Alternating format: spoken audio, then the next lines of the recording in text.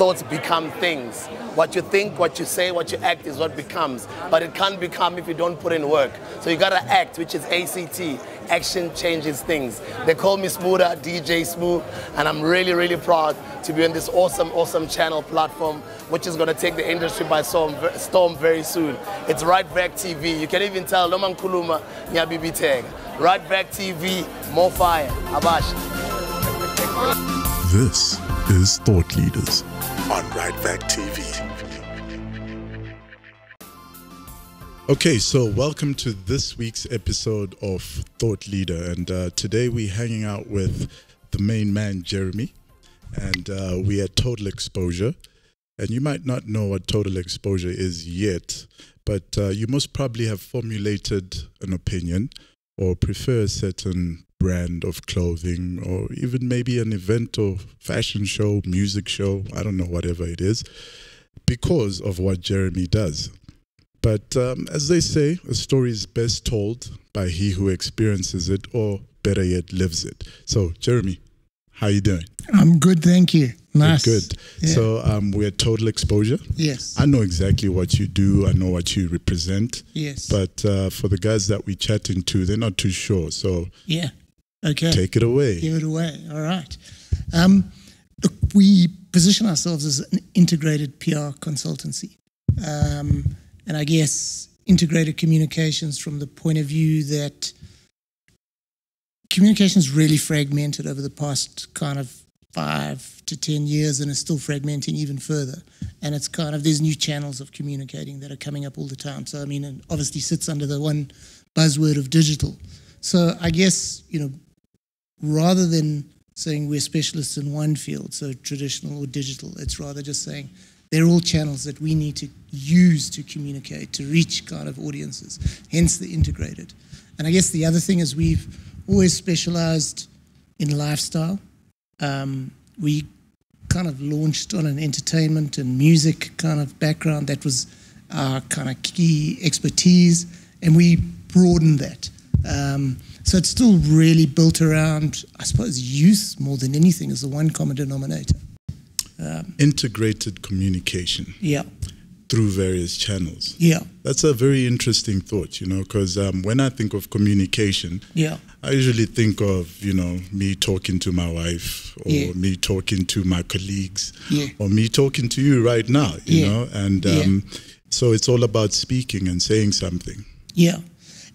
And it is, interestingly enough. I mean, and I think it's about, you know, when you talk to me is different to how you talk to your wife and how you talk to your colleagues at work and stuff. And I suppose that's really part of the essence that we have to grapple with, is kind of who we're talking to and through what channel are you talking to them. So kind of, if I'm talking to you face to face, is very different to if I'm talking to you in a written medium.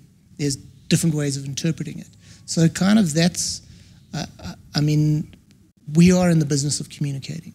At its core, and it's about understanding, I suppose, how best to say it, and through what medium to say it. Yeah, and I think a very interesting dynamic for you guys would obviously be the clients that you represent. Yeah, because in essence, you're not speaking or communicating a message that is from you to a certain target market, yeah, but it's a message that is in essence from a vast array of clientele. Yeah, but absolutely it is. And I mean, I suppose, and that's the interesting thing, and that's the kind of challenging thing, because they are all different.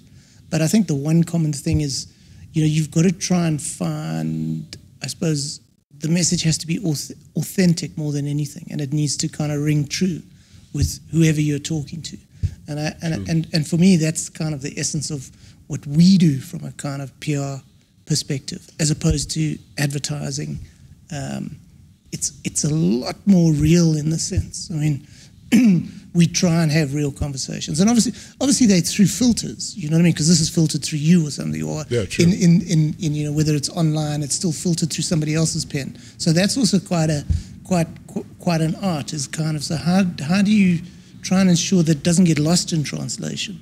Yes. And we don't, you know, because we don't control the final means. The final means. But I guess the way it's evolving now from a digital perspective, you do control the final means, but you can't control what happens with that. You can put it out there unfiltered, but how people respond to it, you have no control over.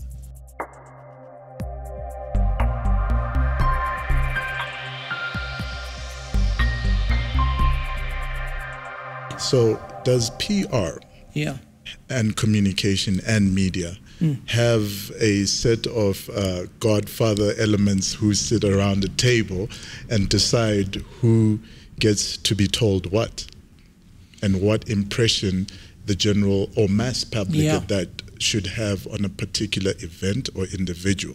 Let's talk about that a little bit. So you can bring it home too. I mean, I think implicitly, you know, what has happened, and you see it here as well, is kind of, so traditional media built up this long history and long narrative and almost rules by which they play, and to your point, so they're unwritten, and it's kind of, these are the rules of engagement around politics. This is what we're going to be saying. So, you know, and we have less of a tradition here, but I mean, the big thing in the build-up to the Trump election was, so what is the editorial position on all the media? You know what I mean? And probably 90% of those came out pro-Hillary, you know, which is a big thing. So so there were those unwritten rules, and I think what this election demonstrated is those rules no longer apply. So whereas they're not sitting around a room and talking, but it's implicit.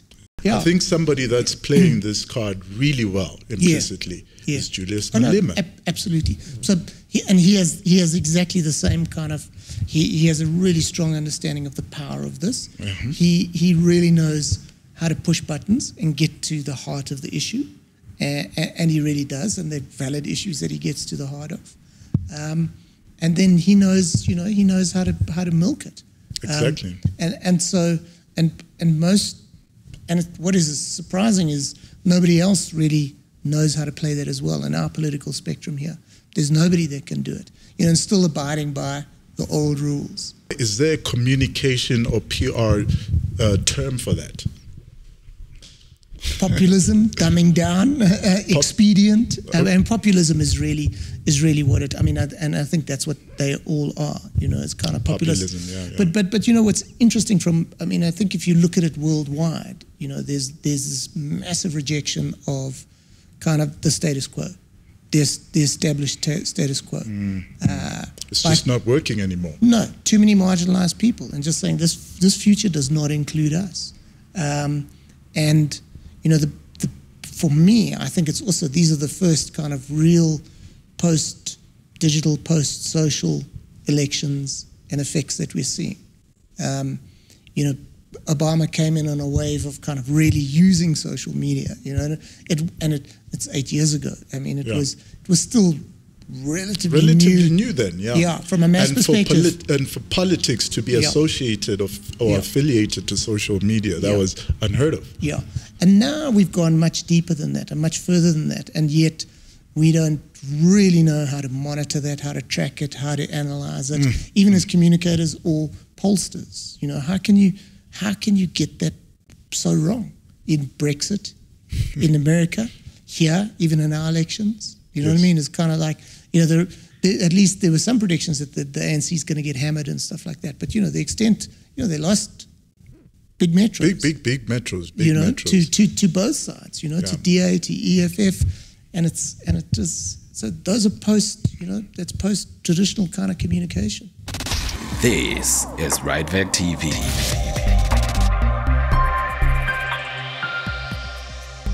Communicating. I mean, obviously, and that's a kind of simplistic thing, but again, the populism.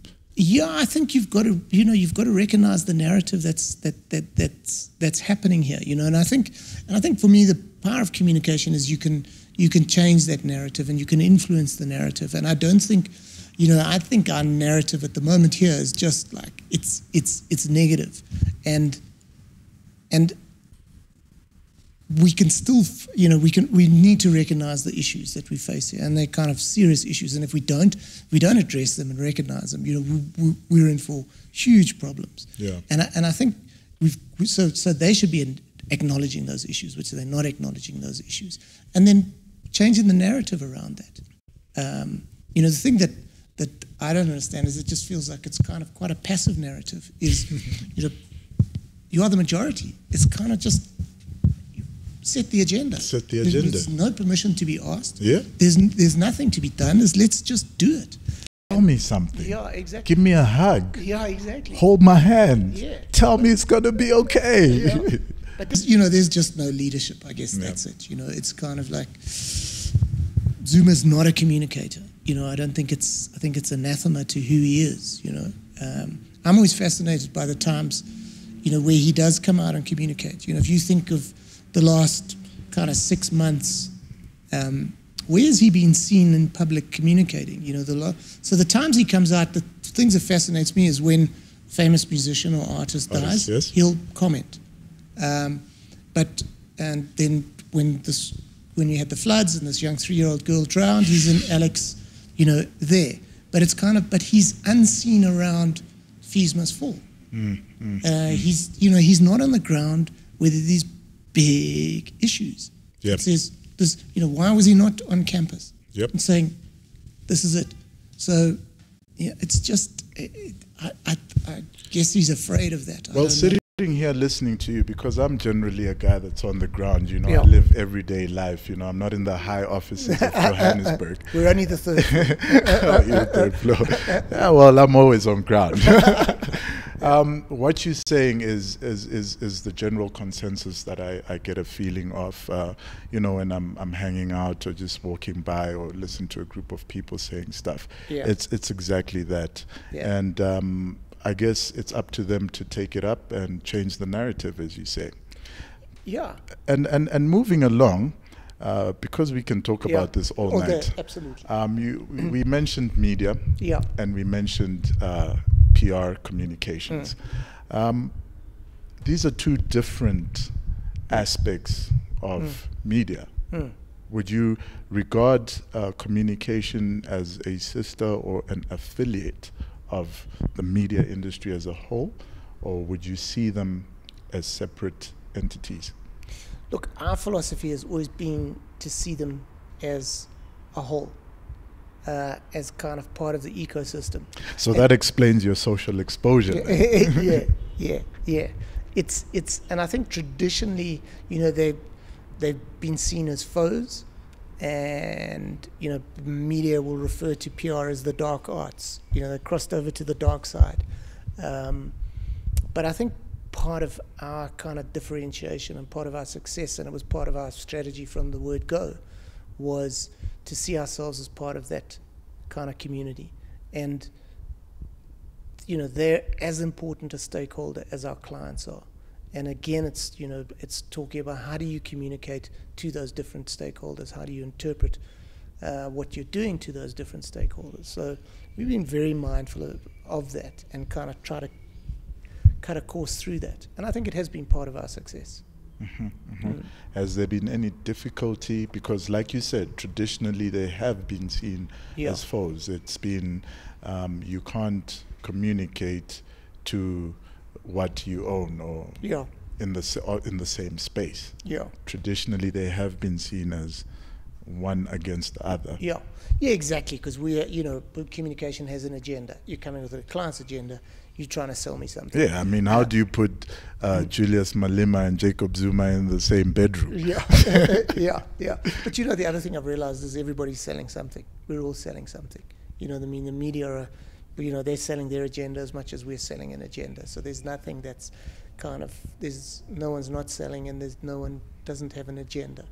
But I mean, there's always difficulties, but the difficulties they're not major and they're not insurmountable. They're like little niggles, that you'll butt heads with people. So he who finds the perfect synergy between PR, the relationship between PR and media, finds a niche. You do, but also what's happening is it's those lines are being blurred even more. Wow. So, why do you say that?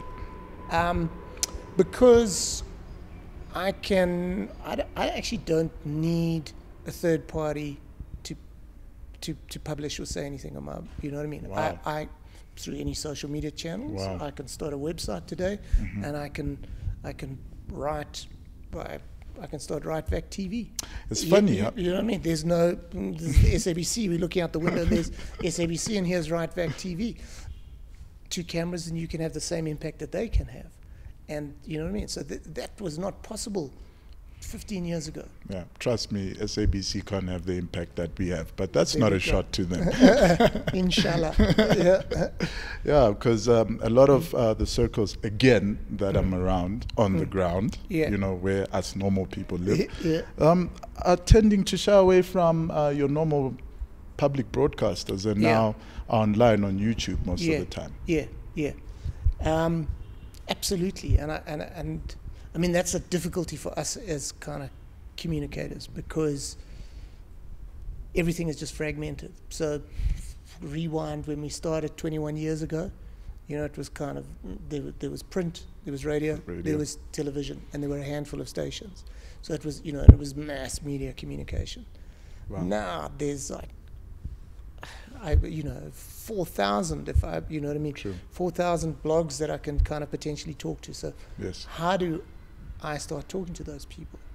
It's extremely, you know, so, and with that comes kind of, how much attention do you have? Yes. You know, how much attention are you prepared to pay for this? Yes. So, you know, and very little. Yes. Because it's just, we're all being bombarded.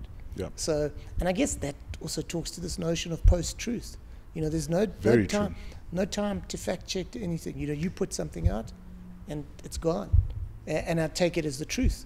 Because, wow, you're a credible guy. You know, there was a very interesting piece, and again, going back to the US election, which I was just reading about, this post, when Trump won, and I can't remember the small town, but this guy who has 34 followers on Twitter drove past this, and he'd driven past a group of protesters protesting against Trump, and then 200 meters down the road came across like 10 huge buses, luxury coaches parked outside. So he put what he thought was 2 and 2 together. Said, okay, he put a tweet out saying, so now the opposition is busing in protesters to oppose Trump. 34 followers. That went viral. Absolutely. So it was, Trump in the end tweeted.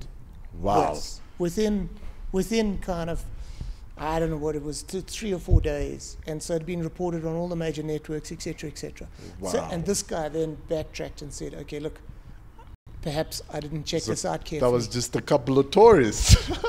Well, it was. There was a social media conference that a company had bussed in 10,000 people. So all he had to do was just check that thing. But it was taken as the truth. You can't take that back. If you go and ask people now, they'll go, absolutely, Hillary bussed in protesters. So, you know, and that's the challenge. And I mean, it's a guy with 34 followers.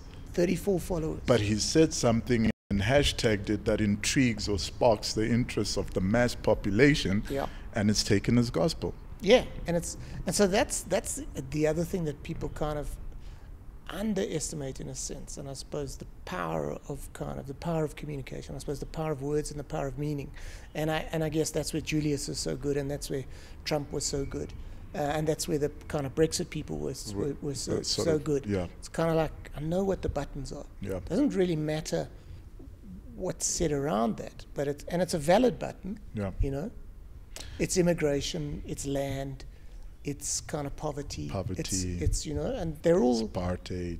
Exactly, they're all real issues. Very but I don't real. have to say any more about it. Yeah. And that I think is the narrative that's missing here. You know, because I think there's an opportunity to say, well, you know, on the back of that you can build. There's any number of futures that you can build, and there's any other follow-up narratives that you can build.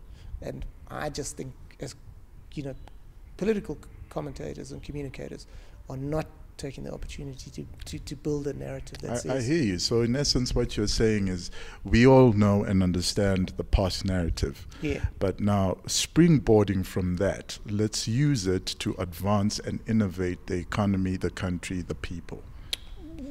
Let's kind of, you know, words and communication can create the future we want. Yes. And it's any numbers. That's powerful. That's powerful, Jeremy. Words and communication can create the kind of future that we want. Yeah. And that's really what it is. you know, and so yeah. Reminds me of a verse in the Bible which says there's power in the things that you say. Yeah, completely. And I don't think we realize that, you know, and I think, and particularly when you talk social, from a social media communication point of view, I think people forget that there's power in the things that you say, and there's so much kind of shouting at each other, you know, that you just stop and go like.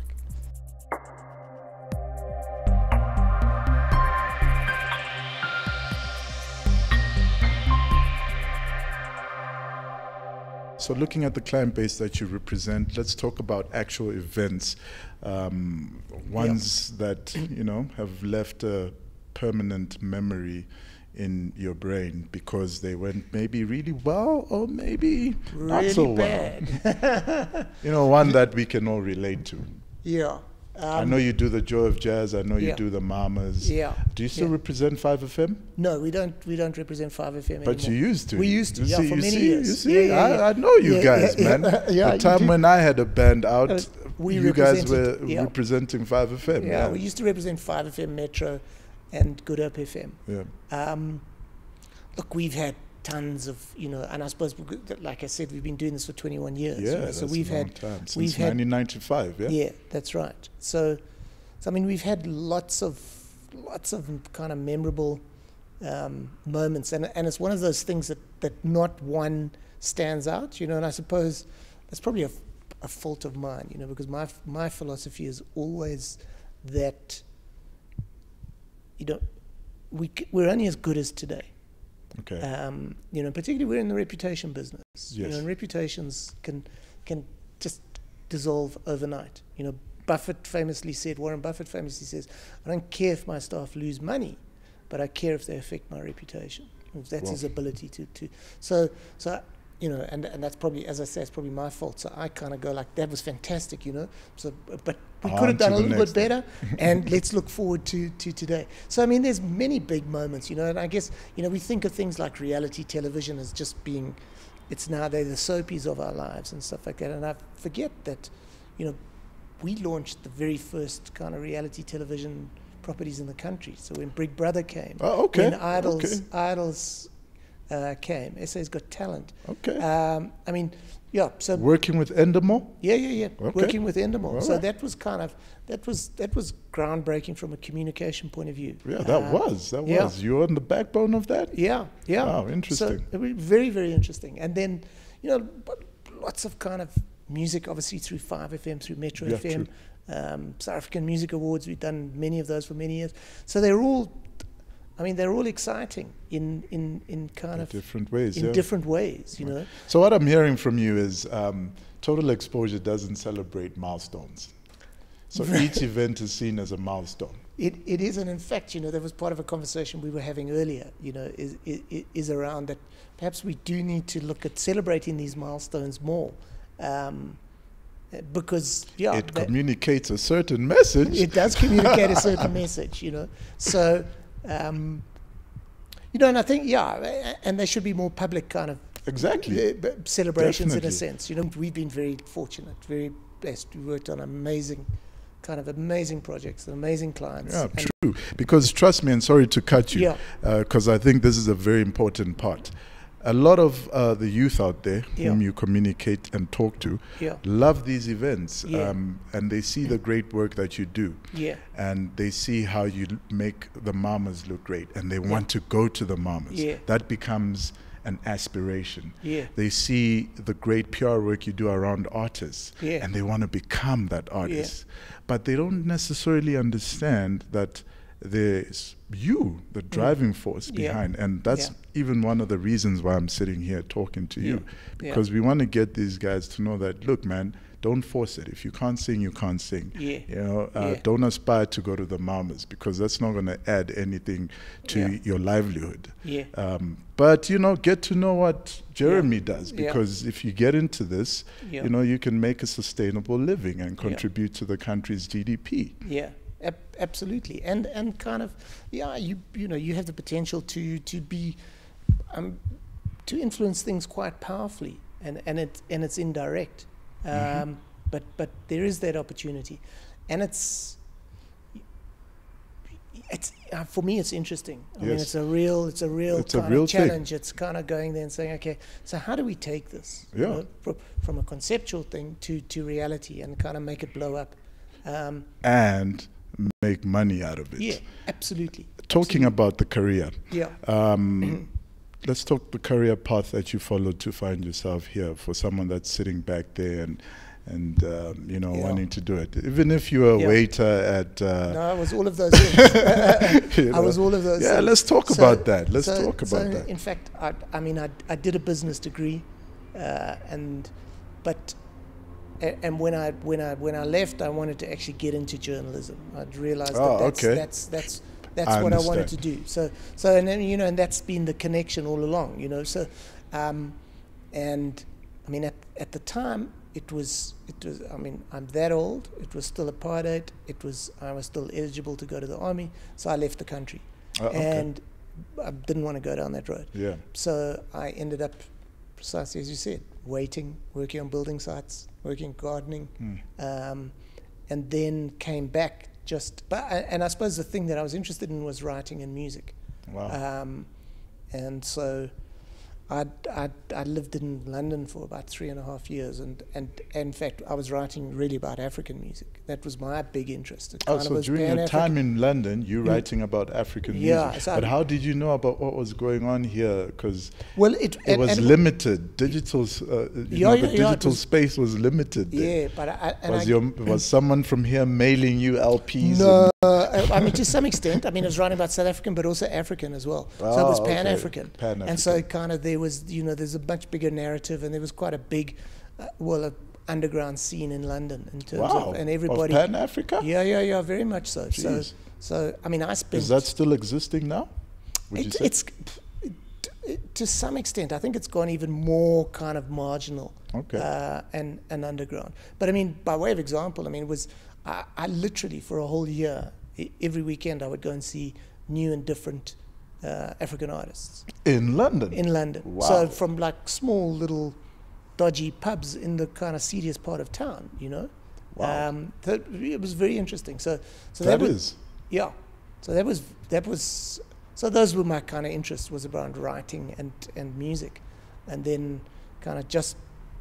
Were you publishing your writings anyway? I was hustling. So I was hustling to sell it back here. So I was trying to, from there. So there's no money in it. You know what I mean? By the time you sold something back here, and in fact, I wasn't even interested. I just needed to get published. So it was kind of like Sunday Times, Mail and Guardian, what was it, and Star, just pitching. And the same thing in London was kind of just having to kind of pitch and hustle to media there. So it was a tough existence. So I mean, so that's why I used to work on building sites, or I used to garden, and it was just that would pay the bills, and then I'd find some time to write and try and. So it was good, and I guess that's the real kind of training and stuff like that, because at the end you go, and that's what our business is about. I guess anybody's business, if you want to be successful, you need to hustle. But I mean, it's hustling in a. It's not dodgy. Directed. It's directed. With a purpose and a goal. Exactly. One thing that I'm hearing and getting from that is actually one of the founding statements or principles of Right Vec TV. Right. Consistency in delivering in your trade. Yeah. And that's what I'm hearing from you. And not necessarily waiting for the paycheck or waiting for the recognition, but just staying true to that which you do. Completely. And just kind of, it's that promise around, what we're going to deliver, what difference we want to make. And it is completely staying true. And that's been, we always believed the money would follow that. And that was my kind of philosophy, is kind of, I found something that was really interesting, that inspired me, that kind of, I believe I'm making a difference, and that was kind of the driving thing, and then I'll get paid for that.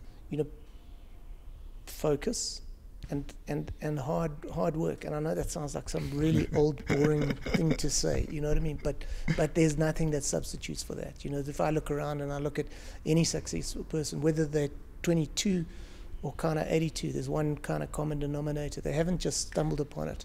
It's kind of, there's a lot of hours that have gone into that. Hard work. Absolutely. Yep. So you can Google it, PR, what is PR, but you can never, ever get it presented the way that RightVac TV has just given it to you. Ladies and gentlemen, that's Thought Leaders with my guest, Jeremy Briar. Cool. Nice. Thank you. It was a great chat.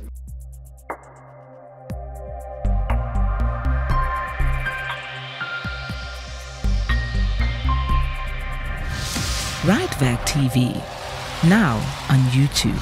Subscribe now.